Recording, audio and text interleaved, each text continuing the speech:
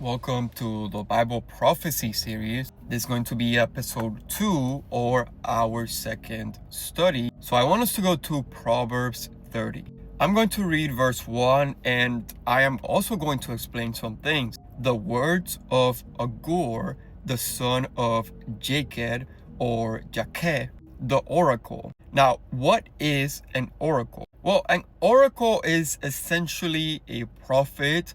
They bring prophecy. So to simplify this, an oracle is essentially someone who makes prophecies or brings a new revelation. So Agur is the son of Jacob or Jakeh, the prophet or oracle. Now the reason why this matters is going to come into play in verses 3 to 4. And so Jakeh is declaring to Ithiel and Ukal. So he is having a conversation with other people or directing this proverb to other people. In verse 2, Jakeh says, "Surely I am more senseless than any man, and I do not have the understanding of mankind. Neither have I learned wisdom, nor do I know the knowledge of the Holy One." So here we can see Jakeh is frustrated. He thinks he doesn't know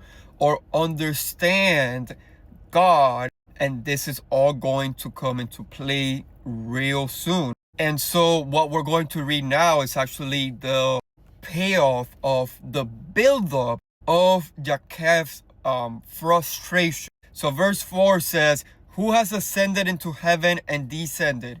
Who has gathered the wind in his fist? Who has wrapped up the waters in his garment? Who has established all the ends of the earth?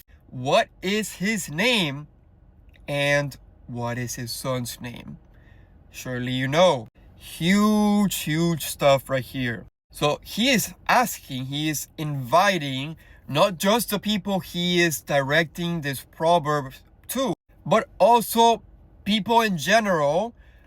This question: who has ascended into heaven and descended? Who has gathered the wind in his fist? Who has wrapped the waters in his garment? Who has established all of the ends of the earth? So when we are putting this together, well, only God can fit into this role, right? No one has established all the ends of the earth or wrapped the waters in his garment, but God alone, right? Like no other human can accomplish such a feat. But now the most interesting part, as you can see, is he is asking, what is his name and what is his son's name? Surely you know. Well, we know who God is, and clearly he is describing God. He is describing the divinity of God in the beginning of verse 4. But what is the name of the Son of God? And mind you, this is in the Old Testament. This is hundreds and hundreds of years before Jesus walked, before he incarnated on this earth. So when people like Muslims say, for example, that the Son of the Trinity is not in the Old Testament, when the Trinity is a New Testament thing, we can show them this because in Proverbs 30, verses 1 through 4, you can see that not only are these verses referring to God, but they are also specifically pointing out that God has a son who is also divine, because he's listing out all of these divine feats, and then he is mentioning the Son of God, and then he is asking us and declaring what is the name of the Son of God, and surely you know.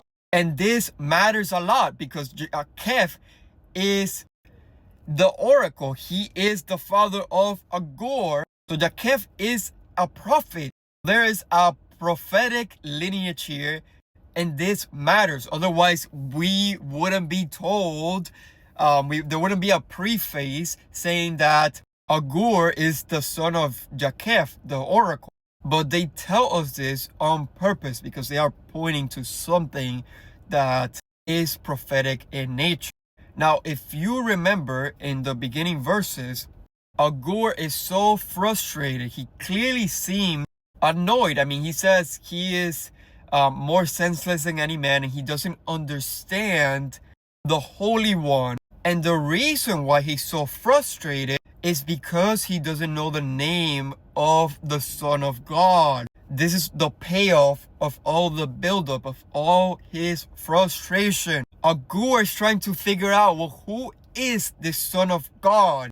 And he is saying, surely you know. Well, if this is a prophetic message that is meant to be sent towards the future, well, guess what? Agur is not only asking or declaring this to Ithiel and Ukal, but he is also declaring this and asking the future generation. And do we not know who the Son of God is by now? Surely we know it by now. His name is Jesus, Yeshua, who is going to save many as per the Gospel of Luke. What's interesting is that we have this story in the Gospel of Mark, Luke, and Matthew. So in all the synoptic Gospels of Jesus calming the storm. And I'm sure you guys have read it by now, or at least heard of it. At least here I'm giving you some reference to the text.